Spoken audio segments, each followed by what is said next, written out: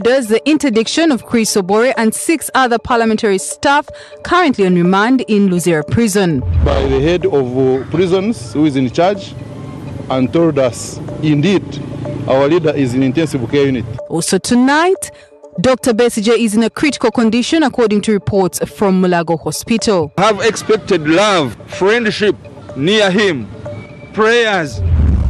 Tracing the invisible hand of high-profile politicians in local council elections. This is NBS Live at 9 with Sheila Dusime.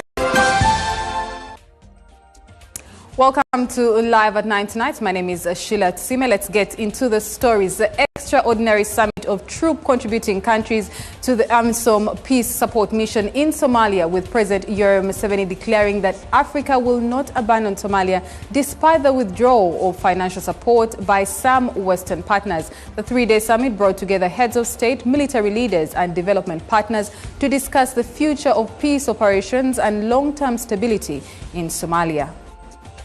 Leaders from troop-contributing countries to the AMISOM peace support mission, including Uganda's President Yoweri Museveni, Somali's Hassan Sheikh Mohamud, Kenyan Deputy President Kithure Kindiki, and representatives from several African countries gathered in Munyonyo for the final day of the 3-day extraordinary summit aimed at strengthening efforts to restore lasting peace in Somalia. Leaders, together with representatives from Egypt, Djibouti, Ethiopia, Burundi, and other participating countries, held a closed-door meeting that lasted several hours before emerging to address delegates. In his address, President Museveni identified what he described as Islamic religious chauvinism, particularly extremist groups such as Al-Shabaab, as one of the key drivers of instability in the Horn of Africa. He said no one should be compelled to adopt another person's religion, adding that this was among the reasons Uganda deployed troops to Somalia. We do not accept the chauvinism of Islamic groups who come here and waste our time,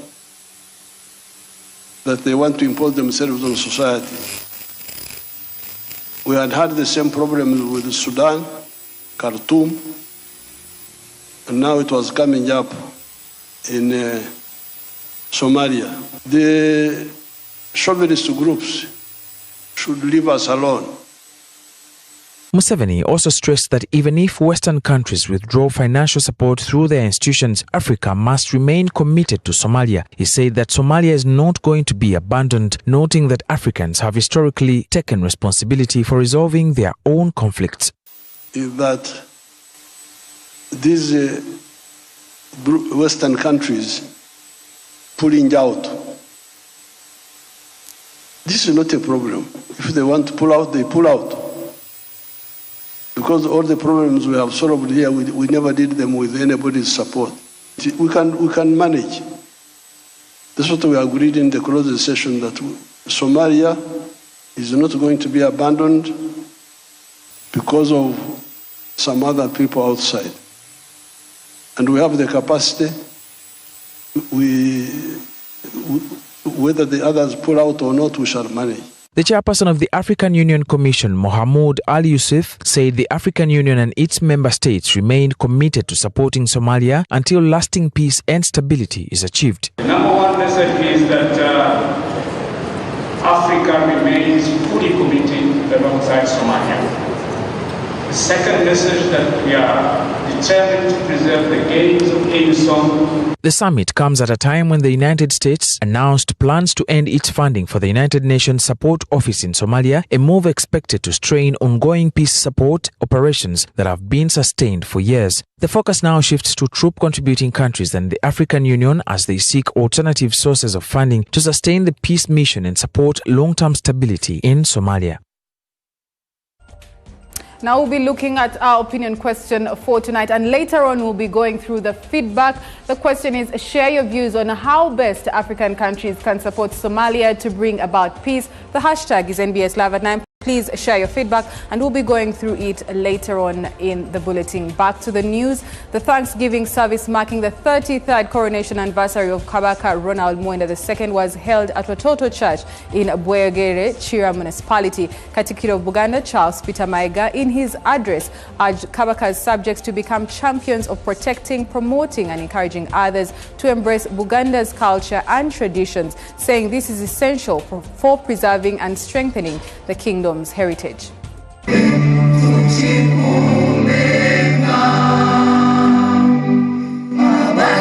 The Thanksgiving service marking the 33rd coronation anniversary of Kabaka Ronald Mwenda Mutebi II was held at Watoto Church in Bweyogerere, Kira municipality. The Nabagereka Sylvia Najinda attended the service alongside Luga Agnes Navaroga, while Katikiro Charles Peter Maiga led officials from Mengo. Prime Minister Robina Nabanja represented the President, while members of Parliament were led by the Leader of Opposition, Joel Senyonyi.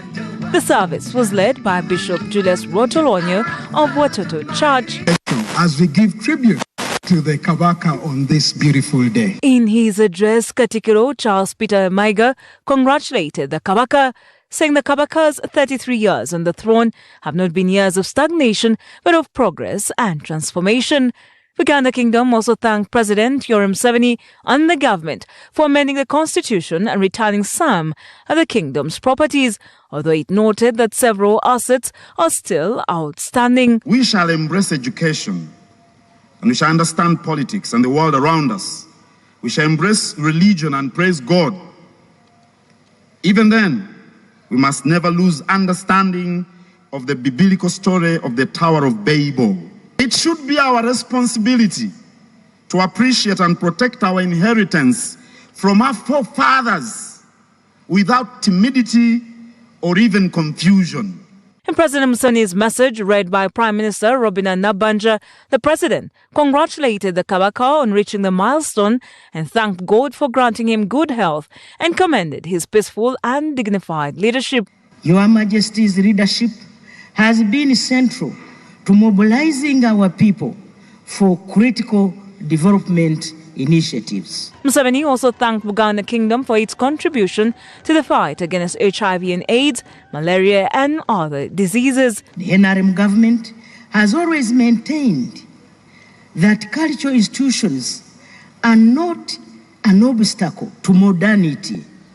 Rather, they are indispensable partners in the national transformation. Those who attended the Thanksgiving service endorsed the Kingdom's initiative, encouraging young people to become ambassadors for protecting the throne, promoting Buganda's culture and inspiring others to value their tradition. He has led us well, emphasizing a number of issues: healthcare, education, agriculture, and all of that. This time around, we have tried to make sure that we change and that backgrowth appeals to the younger generation. I think these are the credible milestones that we cannot forget.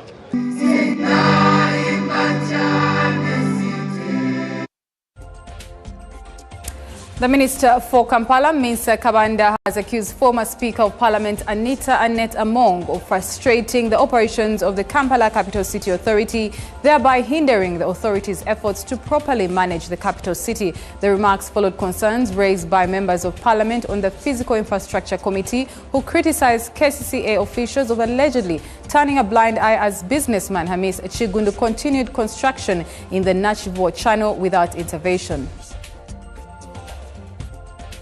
Officials from the KCCA, led by the Executive Director, Sharif Abuzechi, together with Kampala Minister Mensa Kabanda, appeared before Parliament's Physical Infrastructure Committee, chaired by Mwine Mpaka, to scrutinize the Auditor General's report. During the meeting, committee members questioned the officials over the persistent flooding experienced every rainy season in Kampala, saying that one of the major causes is continued construction in the Nachivuo wetland, which has cost government in terms of compensation. Sure that or they are able to have the ability to address the flooding issues that is being raised. Should Ugandans expect the same problem like what we faced last year? And should government also prepare to compensate people like we did last year? Because we are going to see rains coming again. The Jugla Channel, we gave it to an investor, it has cost us 20 billion already in compensation. Minister Mensa Kabanda told the committee that the problem stemmed from directives issued by former Speaker Anita Among during the 11th Parliament, which, according to her, halted KCCA's planned enforcement operations and other development interventions to the affected areas. Can we get the court order number of key harm that stopped you from enforcing the stoppage of that construction? It may not be a court order number. Since it was addressed to the Speaker, I don't want to read it. We got a letter from Parliament, from the Speaker, that I put a committee in place. There are 3 MPs who are going to start supervising the channel, and the letter was written by the Speaker of Parliament by then, Right Honourable Anite. In the same meeting, MPs faulted KCCA for ignoring advice from the Ministry of Works and Transport, which had warned of the dangers of allowing continued construction in the Nachivubo wetland. But what we want is the hydrological capacity, because that is going to answer the question whether the money we are spending, will it solve the problems that we are facing in Kampala? Defects in the reinforcement of these beams. They were raised during the technical inspection by the specialists from Ministry of Works. Have they been removed? I'm not aware as of now. Okay. How comes that for you couldn't detect those defects, and it was an outsider, the ministry, to come and detect them? The Inspector General of Government, Lady Justice Naluze Aisha Batala, has directed the Clerk to Parliament, Adolf Umwesje, to immediately interdict 7 senior officials of the Parliament of Uganda pending the final determination of criminal proceedings against them. The officials affected by the directive are Chris Ariko Obore, Director of Communications and Public Affairs, Adilo Daniel, Director of Human Resource, Rajab Kaya Semalulu, Principal Research Officer, and Okwi Emmanuel Imron, Principal Protocol Officer. Others include Otebeta Vincent, Capacity Development Officer, Okema Leonard, Executive Secretary, Office of the Speaker, and Miss Itute Stella, Office Supervisor, Office of the Sergeant at Arms. The officials, who are currently on remand in Luzira Prison, were arraigned before the Anti-Corruption Court on 1st July 2026 and charged with embezzlement and causing financial loss contrary to Section 18AI and 19(1) of the Anti-Corruption Act, Cap 116, respectively. The directive underscores the IGG's commitment to safeguarding the integrity of public institutions and ensuring that due process is upheld while the matter is before the courts.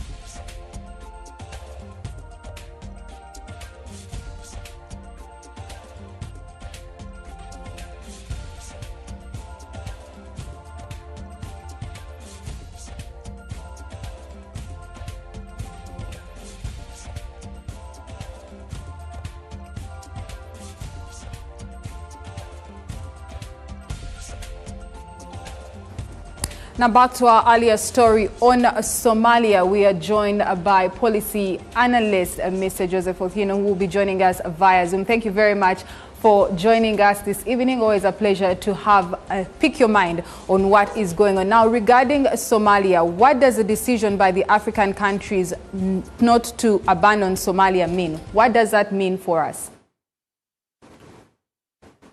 Thank you for having me. Of course, Somalia is an African country, so Africans should not abandon any independent African country. What the problem is that, though, that when things happen in various African countries, which are predominantly African, African governments don't work together. African countries don't work together. When domestic challenges arise and get out of hand, usually by the time the African Union comes in and comes up, it will normally be very late. In Somalia's case, it was basically an American problem. The Americans typically picked war with Said Barre's government and post-Said Barre government. And when the deal flopped, when they got kicked out, they looked for people. And on this occasion, they came to Uganda, and we were quite happy to do the bidding for them. That said, of course, that is moved on. Where we are today, part of the question was and whether or not Africans should be shouldering this. The challenges in Somalia are global issues, part of global terrorism, which is directly as a result of usually the manner in which you see the Americans behaving traditionally, Anglo-Israeli conflict, which even as of today, we are having a conversation about whatever's happening in Gaza. So in other words, African countries, are forced to clean up the mess or perhaps deal with the symptoms of global issues. So whatever the case, it is in Africa, we will have to rally around and make sure that we make a net contribution to stabilizing Somalia. But whatever is happening in Somalia is not an African issue. But number two is, since you ask me in that way, I think one of the things that we need to be discussing today is if African countries rally around a situation like in Somalia, at what stage do we care about whatever is happening in Congo, and then we demand that Congolese problems be resolved or contained in Congo before it gets out of hand, or Ugandan problem before it gets out of hand is resolved either by Uganda or African countries come together and rally to support that process. That, in principle, would be how best would be dealing with African issues long term. For the moment, we don't want a failed state in Somalia, but did we start it? No, it came from elsewhere.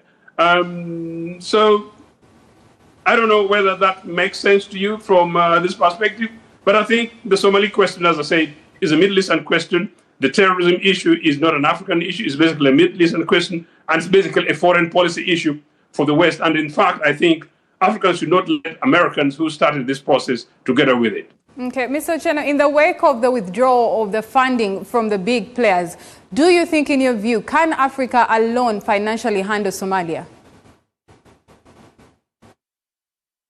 As I said, even if we can, I think we've got hospitals to cater for, we've got schools to cater for as Africa. I am a big progressive left politician. I don't believe in big defense spending. I believe in investment in peace and security coming out of peace and development rather than military arms.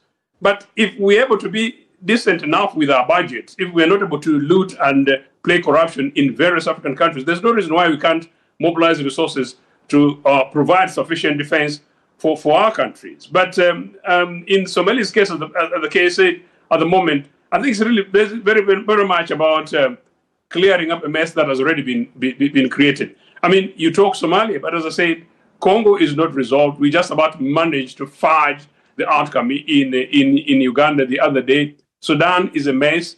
Could we mobilize and organize resources to make sure that we stop this? Of course, yes, we begin to address the root causes of the conflict. So if we did focus on the root causes of the conflict in Africa, root causes of the conflict in Somalia, as Africa, of course, there's no reason why we don't deal with it. Now, dealing with it is not a military solution. Dealing with it would normally, ideally, be a political solution. And if we are doing that, maybe part of the discussion we should be having as African countries are which African leaders are agents of these external forces that cause the instability on this continent, in this case, including the one in Somalia.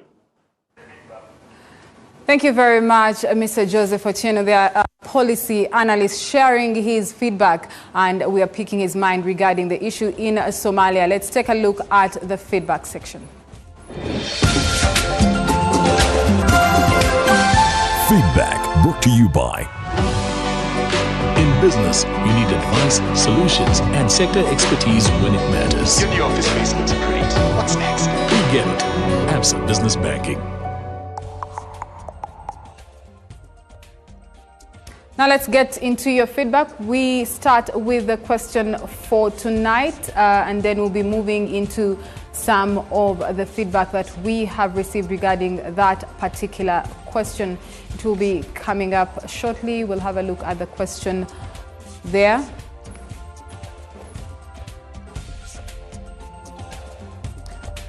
We'll start with feedback from, feedback from Andrew Barra. Africa should work with Somali custodians of religious and cultural strongholds to penetrate people's hearts with love and forgiveness. Ubuntu. The success in Rwanda provides after genocide is an example of this principle. That is from Andrew Obara. Okay, we move on to the next. Tina says African nations should respect Somalia's sovereignty and work to establish the conditions necessary for Somalis to establish a stable and peaceful nation for themselves.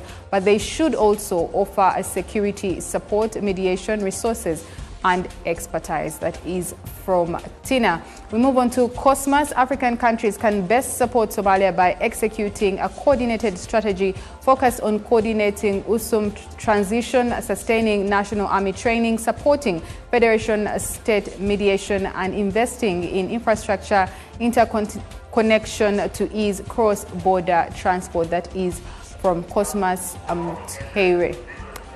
We have Ariat Click Reagan, who says African countries should strengthen intelligence sharing, support security sector reforms, promote inclusive dialogue, enhance border security, and sustain regional peacekeeping efforts to help Somalia achieve lasting peace and stability. That is from Click Reagan. Now, Live at 9 takes a short break, and we'll be back with more stories.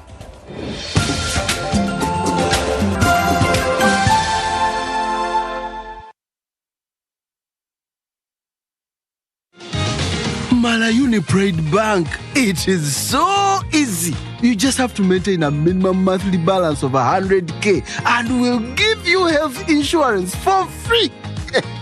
The bigger the balance, the bigger the benefits. Visit a nearby branch or call 0800 333 999 to learn more. Pride Bank. Your growth is our pride. The problem is the foundation. Do you know the kind of cement I'm using in this foundation? I guarantee you even my grandchildren will come and find this house. You buy your buy today and get the job done. Strong, reliable, available at hardware shops countrywide. Hello, Mr. Mkasa. Hello, how are you? I'm okay, sir. Are you the broker? The original one. I was told you have very good rentals. That is right. How many bedrooms do you want? I want 3 bedrooms. Okay, did I tell you of the price? Yes, of course. 500,000. No. This side, the salary went a bit high. Why? Because the paint we use is of good quality. So the place gained the value. Which paint? Global paint. How? For the ceiling, for us we use Global Mat. And for the inside walls, we use Global Silk Vinyl. Okay, tell me about the outside walls. Outside we use Global Weather Coat Emulsion so that the walls don't peel. I'm really impressed. The precision you put while painting, I'm willing to pay any amount. That is true, because here for us quality is paramount and the place becomes humidity. Global Paint, a reliable product.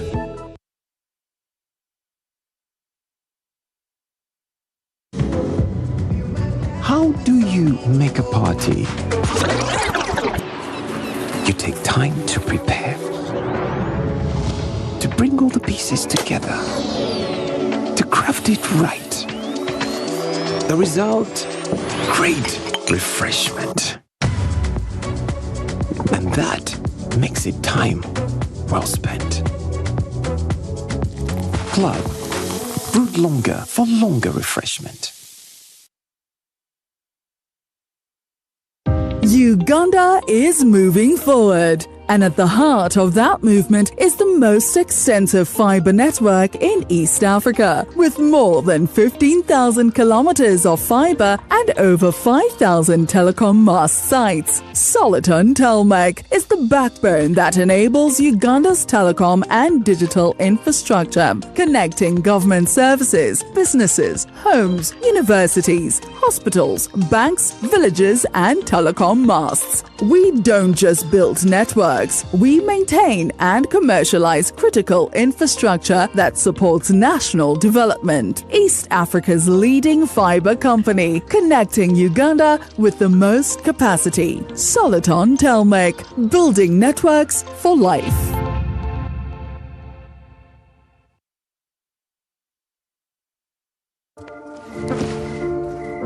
Before the medal, before the success, there are mornings no one sees.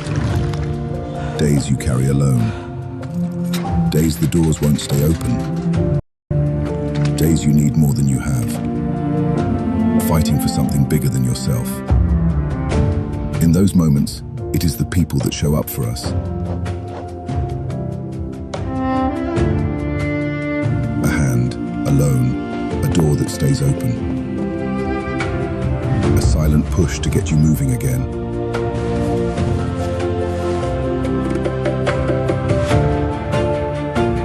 The ones you don't see fighting for you while you're fighting for yourself.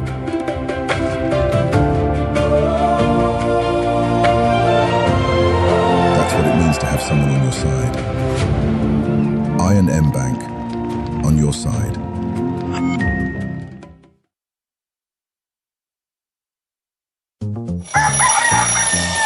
MTN voice bundle. Yeah.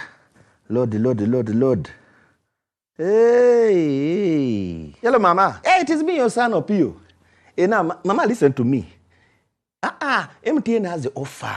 Yes, it has the offer. You load from 7 a.m. to 8 a.m. Now, they have free MTN to MTN minutes. And those minutes are there all day. So you load, you'll thank me later. Load an MTN voice bundle between 7 a.m. and 8 a.m. and get 3 free MTN to MTN minutes valid all day. Dial *100 *21# and get your free minutes bully daily. Free your fire with free minutes from MTN. Together, our connection is unstoppable. MTN.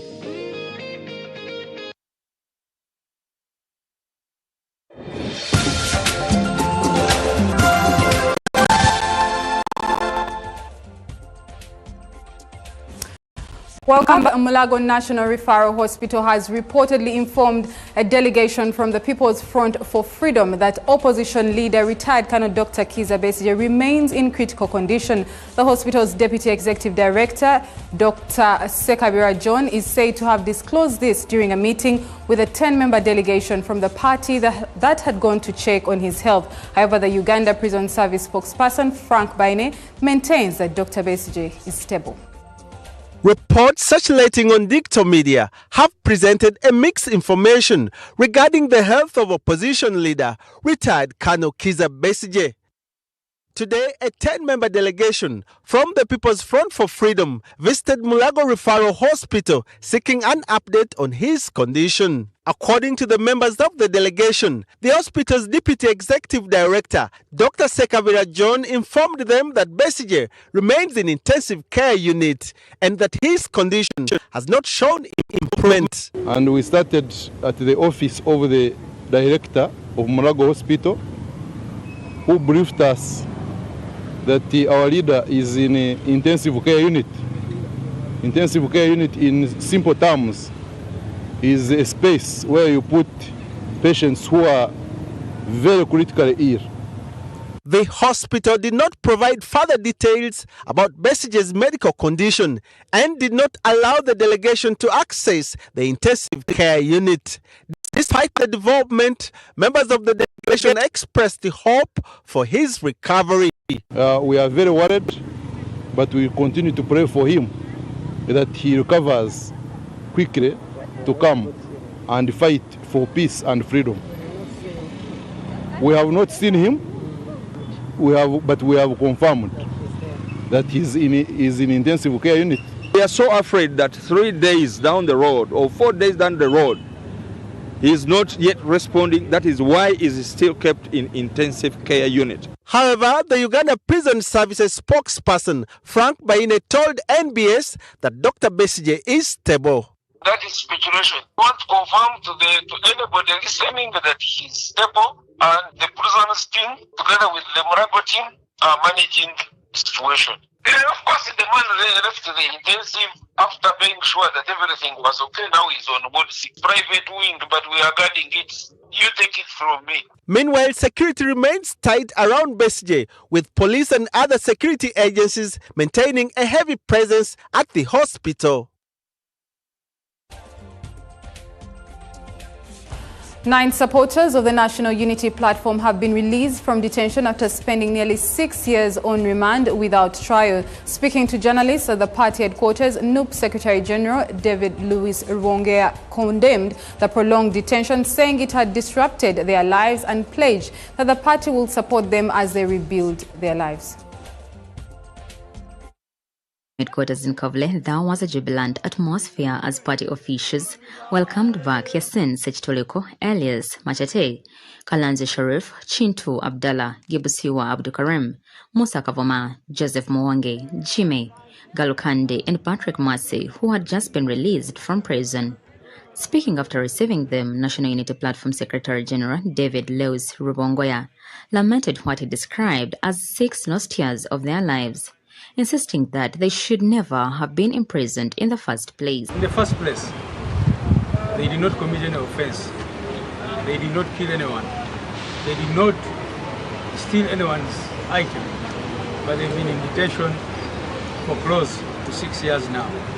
Rwongea also pledged that the party would provide the necessary support to facilitate their smooth reintegration into their communities. You know, after the Supreme Court said that their case should be transferred to civilian courts, we tried everything legally possible, and their case was never transferred until a time when these people decided to plead guilty to crimes they did commit so that they get out. But the state even refused that, and they compelled them to take on the amnesty option. So they've come out on amnesty. But for us, as we are saying, right now we are glad that they are here, they are out, and they can start to rebuild their lives. Amid jubilant celebrations, the newly released supporters vowed to remain steadfast in their mission and reaffirmed their commitment to the National Unity Platform as they seek to unseat the current government. The 9 were arrested ahead of the 2021 general elections, and their repeated bail applications had failed over the years.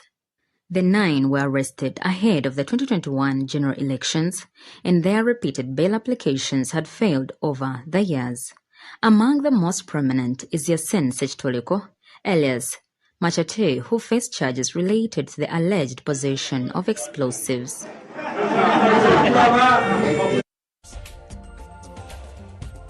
Still talking politics, the National Resistance Movement has further tightened its grip on grassroots leadership in Toro District, emerging as the dominant winner in the just concluded Local Council 1 elections by taking control of nearly 900 villages, while opposition parties managed victories in only 20. But even as the ruling party credits its success to effective mobilization, the National Unity Platform argues that many of its supporters were forced to contest as independents. The competing claims over who truly owns the victorious independent candidates have now reignited calls for the Electoral Commission to establish a clearer system for linking independent candidates to their political affiliations.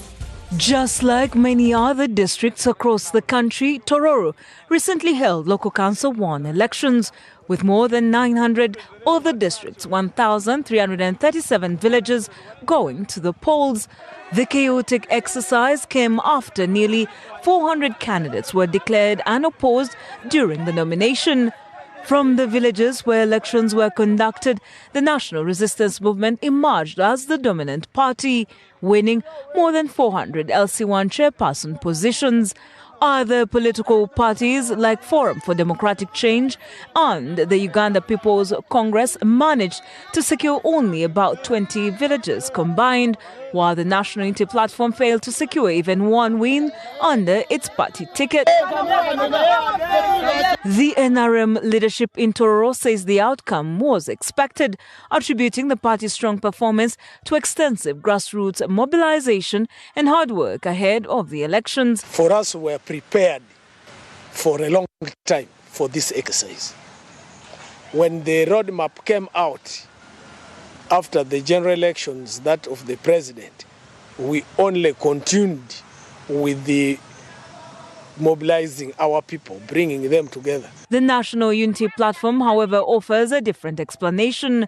Party leaders argue that their poor performance resulted from what they describe as deliberate interference with their voter registration process. They claim their registrars were lured away, making it difficult to register and nominate party candidates. According to the party, they sought guidance from the Electoral Commission on how to replace the affected registrars, but never received a response. Many crossed to the NRM, and now in the archives of the EC or in the system of the EC, it has to be your constituency registrar to nominate you.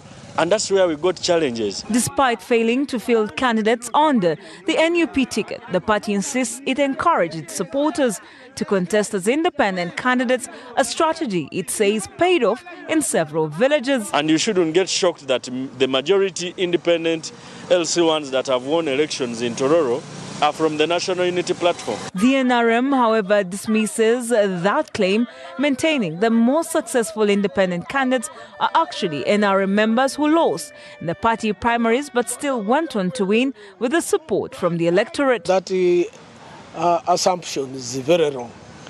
The people who are independents, most of them participated in our primaries, and to participate in a primary, you must be a member of the party. With both the NRM and NUP laying claim to victorious independent candidates, political leaders say it is time for the Electoral Commission to explore ways of clearly identifying the political affiliations of independent candidates to avoid similar disputes in future elections. Youth leaders in Karamoja have decried what they call limited benefits from the region's vast mineral health. Speaking during a regional youth summit in Moroto district, they said local communities are still trapped in poverty, unemployment and food insecurity despite increased investment in the extractive sector. Increased investment in the extractive sector in recent years, with investors pouring billions into mining. However, youth leaders say young people in the region are still being left behind. In a bid to address the challenges, youth leaders and representatives from across Karamoja met in Moroto for a regional youth summit organized by Kayese Community Organization and other development partners. We came up with the idea of the summit as a driving force to get a platform to amplify our voices. We realized that young people were just talking about challenges without not knowing even who can address them. So we thought by putting a platform where they can put their voices, it could be a good platform for them to also get feedback from the duty bearers. The summit provided a platform for young people to discuss the opportunities and challenges facing Karamoja. Participants expressed concern that despite Karamoja's vast deposits of minerals, many local communities continue to experience poverty, unemployment, and limited economic opportunities. What are your CSR plans and strategies for us? What is there? That is where we want to start from before we hold any discussion. The participants also questioned why major investments, including the establishment of new factories and mining operations, have not translated into improved household incomes and food security. The main problem that is facing Karamoja, you'll find it's the food security crisis. I think that is the first aspect that should be resolved in Karamoja before we start thinking about the mineral developments that we have. Another concern raised during the summit was the limited involvement of Karamoja youth in decision-making process. We hope to see many young people being recruited into skills that match the development spectrum that's happening in the region. At the end of the summit, participants adopted a set of resolutions that will be submitted to government. The issues of young people, especially on the impacts of climate change, are recognized by the duty bearers, and together they come up with actions that can be, implemented or integrated into the district development plans. The youth say placing young people at the center of decision-making will help ensure that development initiatives respond to community needs and create opportunities for future generations.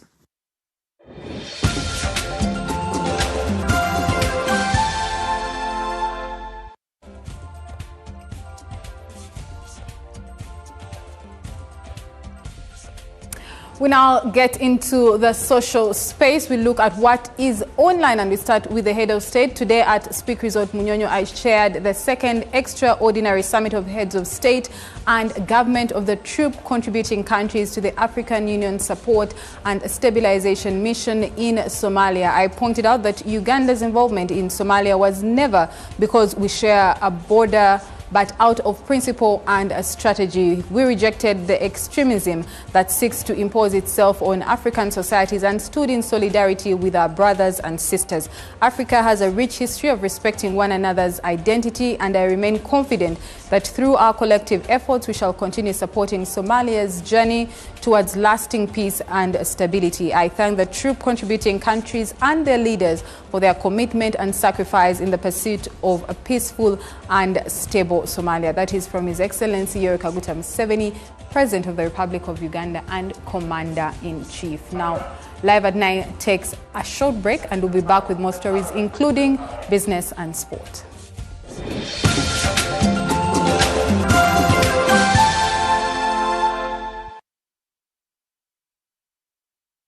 Uganda, are you ready for the biggest honey show in Africa? This August, Tunadol welcomes the world to the 4th Africa Apimondia Symposium and Exhibition featuring honey show, apiculture, learning sessions, and business networking opportunities under the theme Beekeeping for Business and Livelihoods. Come join apiculture leaders, researchers, processors, investors, and food systems practitioners from across Africa and beyond. Come and be part of this historic gathering from the 25th to the 28th of August 2026 at Hotel Africana, Kampala. The 4th Africa Apimondia Symposium and Honey Show is organized by Tunadol in partnership with Come, Network, Learn, Grow.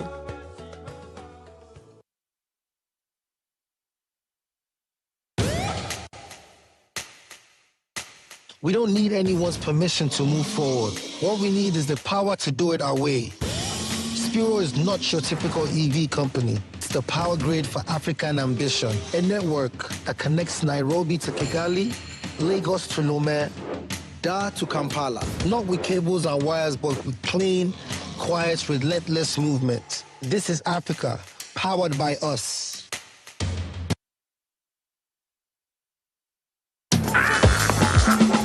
Nice? You wanna make tasty food and sales. You want to do that dance and still. Can't tell you one no ya night. Seek a de buto one night. Nairo akro ya seek. Seek a de buto one night. Can't no ya night. Cook better, sell better with Nile Healthy Cholesterol-Free Cooking Oil and non-sticky wheat flour. Nile, yenyabo. Tired of the limits? Tired of slow connections? It's time to break free.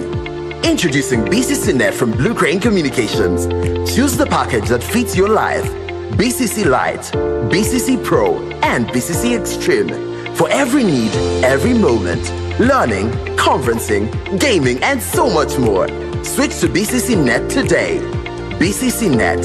Fast, reliable, and true unlimited internet. Blue Crane Communications is regulated by Uganda Communications Commission.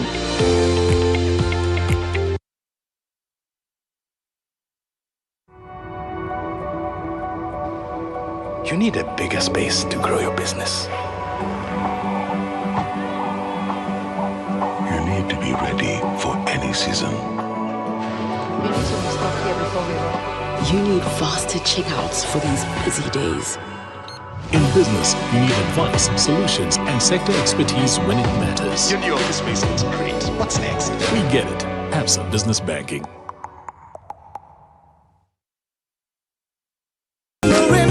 Today and spread those smiles, please. Super Mirinda.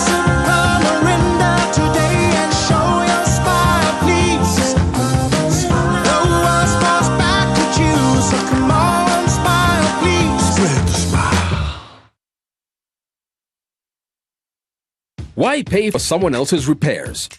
Say goodbye to hidden costs and hello to peace of mind of a brand new start. Discover the Suzuki range of unmatched fuel-efficient and reliable options. From the iconic Jimny to the new Across Hybrid. Find the perfect blend of style and world-class efficiency. Upgrade today and enjoy 1 year of free fuel and comprehensive insurance, plus 2 years of free service and a 3-year warranty. Trade in your current car or choose financing to start driving as you pay installments. Don't wait. Visit the Suzuki showroom today or call 0800 211 033 to get started.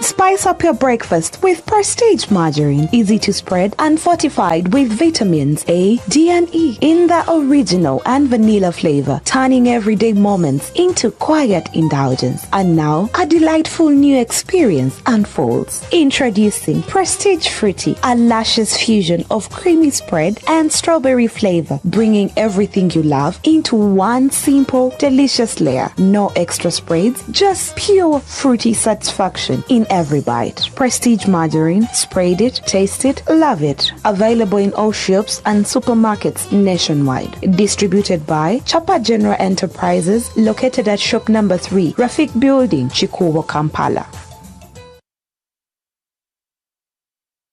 Searching for the right investment destination, Kabalega Petro-based Industrial Park is now open for business in Hoima, Uganda. Over 221 plots measuring 536 acres are available for petrochemicals, agro-processing, manufacturing, industrial services, logistics, warehousing, ICT, hospitality, commercial and residential. Don't let this opportunity pass you. Visit the KIP Investor Portal at kip.unoc.com. Discover the various investment opportunities and project updates, create an account, and book a site visit at KIP. Kabalega Petro-based Industrial Park is open for business. Invest in KIP, invest in Uganda.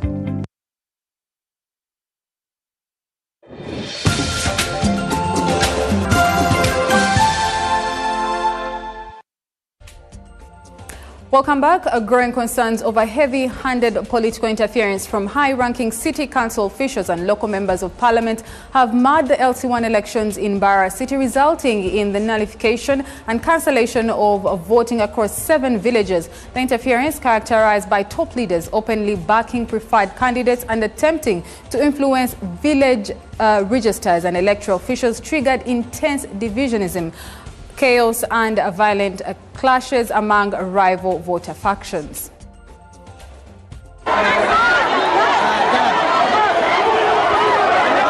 This was the situation at the just concluded LC1 elections at Karuganga Cell in Mbarara City South.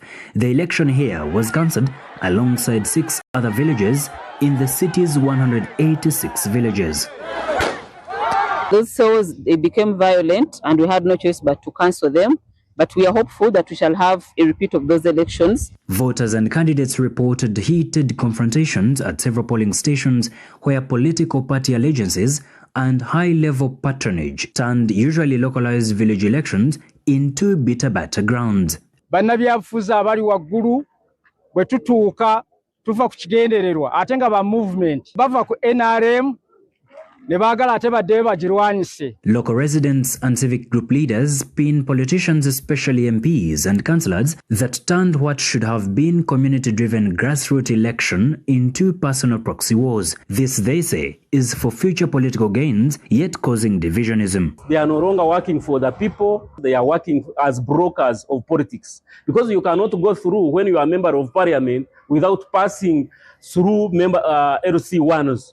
In fact, those, if you want to know about them, ask those who failed in elections. We have had politicians engaging themselves directly in these local council 1 elections, and that has really affected us in a way, because when they come down here, the people down get divided, and when there is division, usually, that's when we see chaos and violence. In response to the widespread disruptions and security breaches, the Electoral Commission officially halted elections in the affected 7 villages to restore order and protect the integrity of the vote. Especially people who didn't register, wanting to turn up, wanting to get to be allowed to vote, which wasn't allowed, but later on were able to sort out most of those. To ensure residents are not left without legitimate local representation, the Electoral Commission has slated fresh polls for tomorrow, August 1st, 2026. Electoral officials have called on political leaders to stay clear of polling centers and allow voters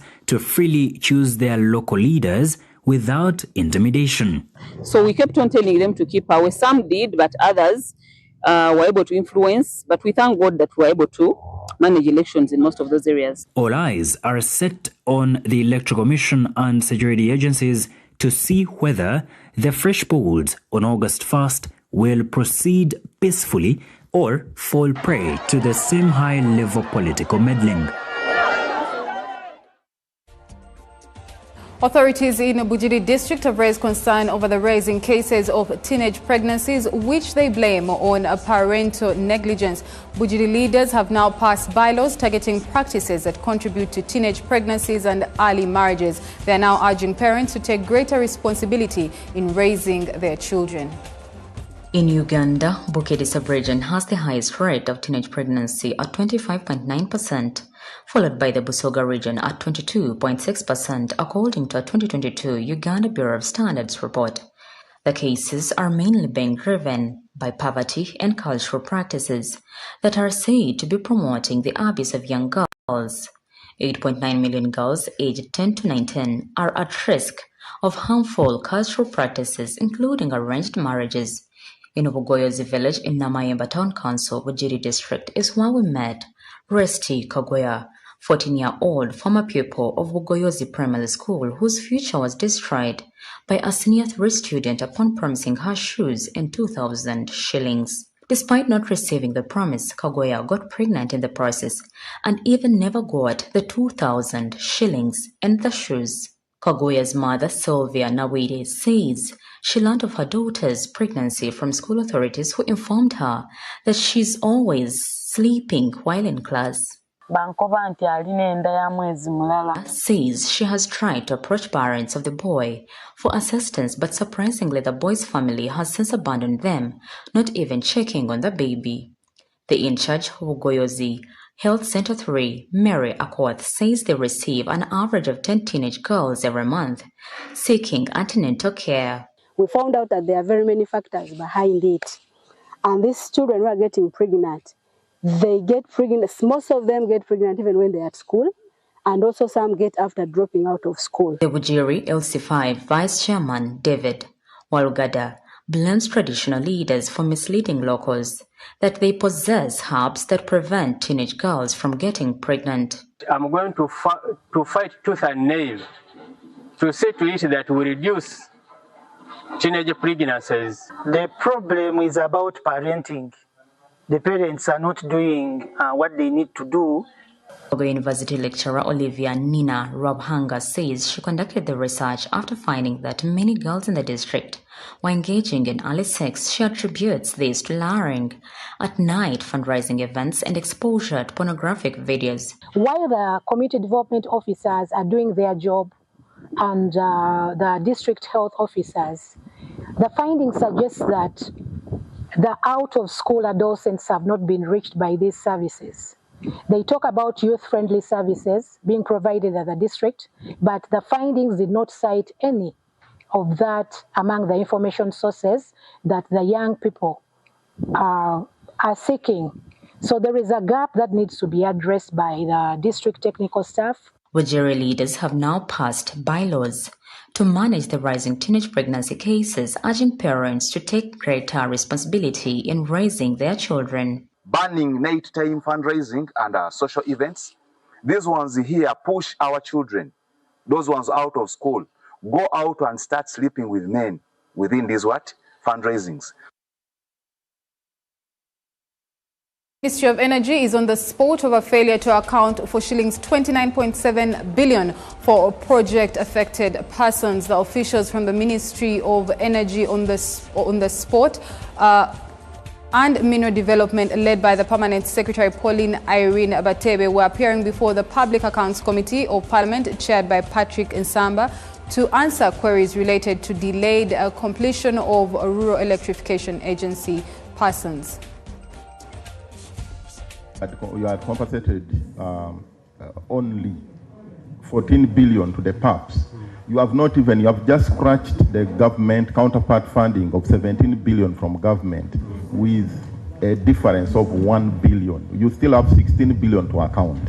And remember, this is just 50% of government counterpart funding. CID, are you around? Kindly pick interest in this one. And I need to know how far you go on it. Okay?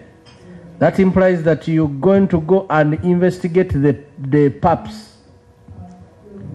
in this project, because then this is serious. Out of the number of PAPs and assessments that had been done, out of the total number of PAPs who had been assessed, CGV had approved for payment, meaning at that time other reports were still with CGV for approval. So the discussion and presentation of the 34 reflects to the 37,000 project affected persons who had been cleared out of the assessments that had been done under the project.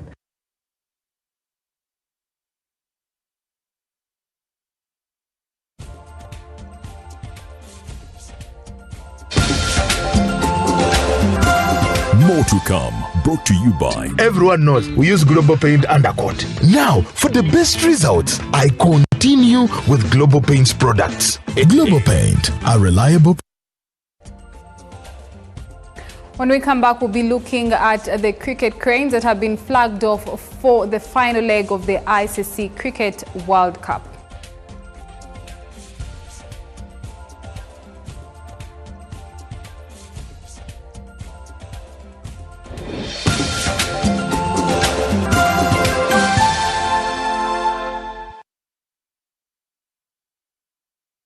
Searching for the right investment destination, Kabalega Petro-based Industrial Park is now open for business in Hoima, Uganda. Over 221 plots measuring 536 acres are available for petrochemicals, agro-processing, manufacturing, industrial services, logistics, warehousing, ICT, hospitality, commercial and residential. Don't let this opportunity pass you. Visit the KIP Investor Portal at kip.unoc.com. Discover the various investment opportunities and project updates, create an account, and book a site visit at KIP. Kabalega Petro-based Industrial Park is open for business. Invest in KIP, invest in Uganda. Before the headlines, there's the quiet work of confidence. The faces you trust are styled by the hands we trust. Because beauty isn't just seen, it's felt. Alaya Hair and Beauty, the choice behind the spotlight. Redefining beauty, one face at a time.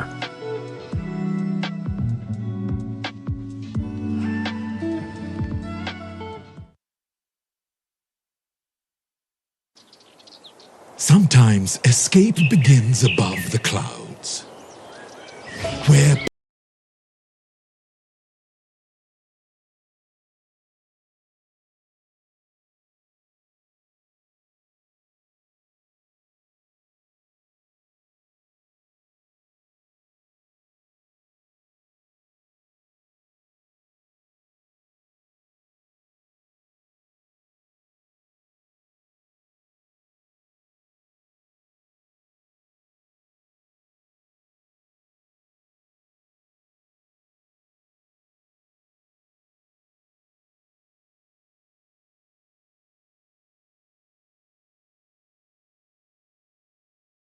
% taste, 0 alcohol.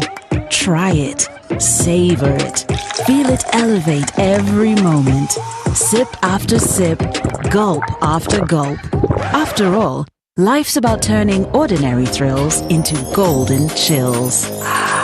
Start something malty with the new Evervest Malt Apple and Pineapple. Try the burst of sweetness and malty flavor. It's 100% taste, 0 alcohol. Available in a shop or supermarket near you. Evervest Malt. Make every moment golden. Evervest Malt is from the makers of PepsiCo.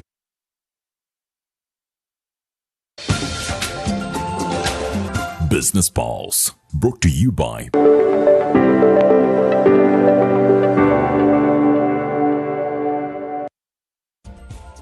In business tonight, Uganda's annual headline inflation rose to 4.0% in July, up from 3.7% in June, as the cost of living picked up again. The increase, according to statisticians at the Uganda Bureau of Statistics, was mainly driven by higher prices for energy, fuel and utilities. These say that the rising electricity tariffs, fuel costs and household utility bills put more pressure on the consumer budgets, pushing inflation to its highest level in months.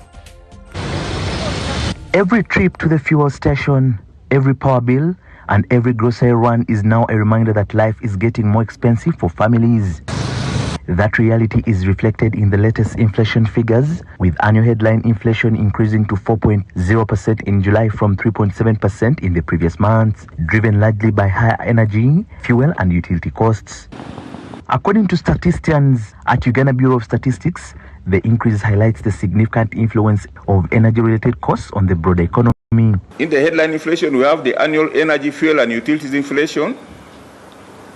This was up 14.9% for the year ending July, from the 11.9% we had in June. And the drivers here, we had petrol prices, which are up 29.0% compared to 26.3%. As a result, households are facing higher day-to-day expenses, particularly for essential goods and services. Despite inflation remaining within manageable levels, the upward movement signals the cost pressures persist, with energy markets continuing to shape the overall price environment. The prices are not increasing that fast, whereby you can say now it is no. The households are stressed up, 4%, 3.7%, and we have seen the food prices. We have seen they have gone down this month compared to last month. Food prices are not yet way out, and it is one of the main items which normally can get households into distress. The July inflation data underscores the central role of energy, fuel, and utilities in influencing consumer prices, reinforcing the need for continued monitoring of these sectors as economic conditions evolve. In a bid to bridge the digital gap affecting persons with disabilities, the National Council for Persons with Disabilities, together with the International Development Institute, has established an ICT hub in Kasese district to equip persons with disabilities with essential digital skills. The initiative seeks to empower persons with disabilities through digital literacy, vocational training, and stronger advocacy for the implementation of disability rights, enabling them to participate more meaningfully in education, employment, and the digital economy. The ICT Hub will provide practical computer literacy training to persons with disability, enabling them to access online learning platforms, improve their employability, and actively participate in today's digital economy. While persons with disabilities are the primary beneficiaries of the ICT Hub, the facility will also be accessible to other members of the community to promote inclusive digital learning. We have launched an ICT hub for persons with disabilities in Kasese. The reason why we are doing this project is because we care about the persons with disabilities in Uganda, especially in the western region. Of course, we are in the digitalization era. It is one of what we are working for. And we don't want to leave anyone behind, as the SDGs say. So we learned that there is an opportunity with Uganda Communication Commission, with the UCOSAF project. And we also asked them to support. We wrote a proposal. We've been doing some programs on this ICT, like registration of persons with disabilities. But this exercise have failed in Kasese because we don't have skills in these digital things. So we are really very happy that now, since they have given us these machines, we are going to be able to utilize them. What we want to ask the municipal council is to ensure these things are maintained. These things should not leave this room. Reason is the management.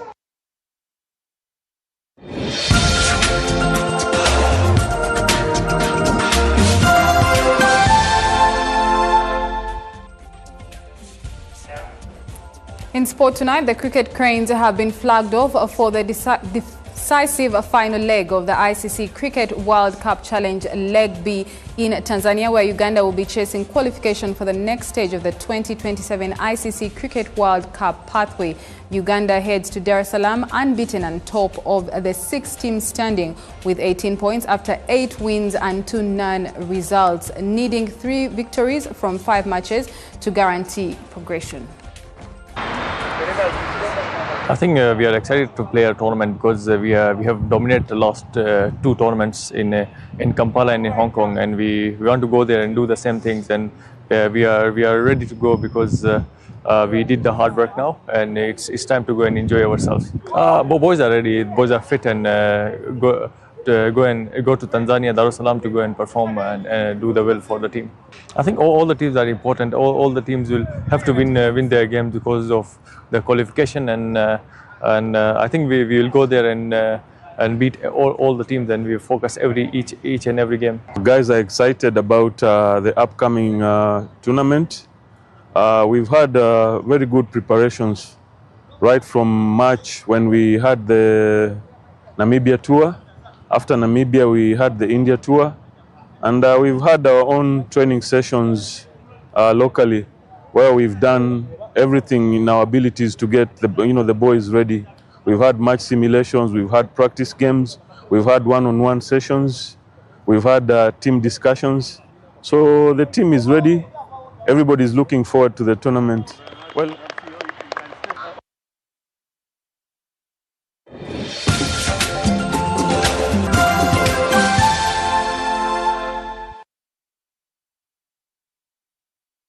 Hey travelers, are you a family gearing up for that big vacation, a hustler working abroad coming home, or your squad chasing sunsets and passport stamps? It's time you lock in. Say goodbye to long airport queues, shocking roaming bills, and the stress of hunting for local SIM cards, because now you can travel like a local. Stay connected in over 180 countries. Just scan, tap, and boom! Instant data the moment you reach your destination. Get your Rogue Travel eSIM today at travel.roguetelecom.co.ug. Contact us on 020-500-123.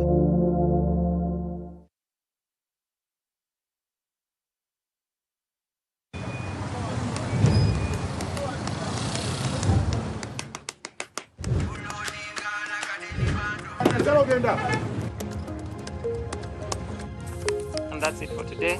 Till the next episode.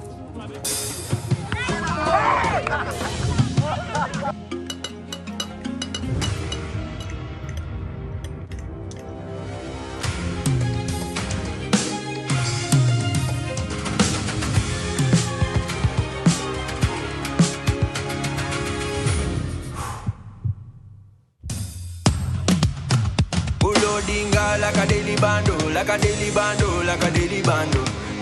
Omuliro nguwulira muli mu mutima kukankana like drums. Kalakata, kalakata, endungu ya kusabula. We gonna do free on fire, free on fire, free on fire.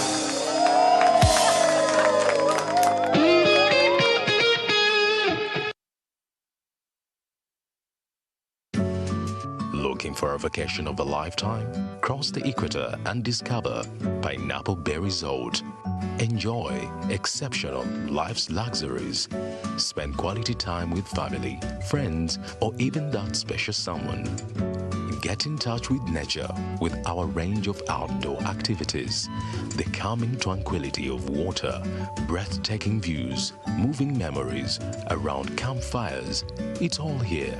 Plus, a club experience like no other. At Pineapple Bay Clubhouse, it's a whole vibe. You can hire any of our 3 VIP cruise boats for groups of 10, 14, or 25 people. Or you can cruise out with Swipe on a luxury yacht for 12 people. Our premium boats are all safety compliant. Make your next vacay an all-round experience at Pineapple Bay, located on Bulago Island, right in the midst of Lake Victoria. Talk to us today. In the heart of comfort and class, where every arrival feels like a welcome home. Experience spaces designed for rest, where elegance meets relaxation in every detail. Stay energized, stay inspired with wellness tailored to your lifestyle. For business that matters, find spaces built for productivity, connection, and success. Indulge in flavors that bring people together, from casual moments to refined dining. Celebrate life's milestone in spaces designed to make every moment unforgettable. Sorova Putiko Hotel, where business meets comfort and every stay becomes an experience. If whiskey could talk, Johnny Walker Black Label would sing. With notes that only come with 12 years in a barrel. Sweet, smooth toffee, rich fruit, and a touch of smoke. Tastes as good as it sounds.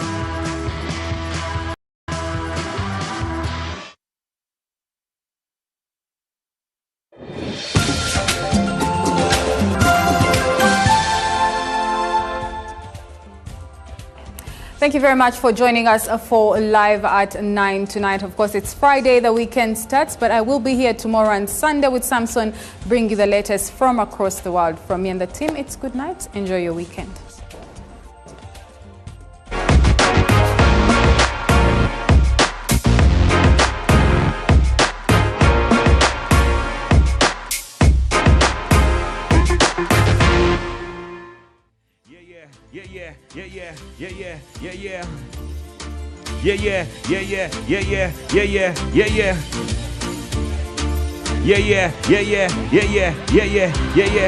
We said I ain't no party like the catch-up party, cause the catch-up party never ain't no party like the catch-up party, cause the catch-up party never. We outside on a Friday, we outside on a Friday, we drink some. On a Friday, we catch up. On a Friday, we say nah ain't no party like the catch-up party, cause the catch-up party never ain't no party like the catch-up party, cause the catch-up party. Okay, and now, first of all, let me introduce myself, cause I'm aka Cashmill, back on another stuff. Much you think about it, girls, remember I used to be in love all day and say, when I met you, girl, say that you never lie, stay friends to death like without that is thing. When I met you like R&B, cause I was so great with some R&B's, yo. I got your head in your chair and your legs in the air. Let me hear you say back with another style. I got your head in your chair and your legs in the Woyo.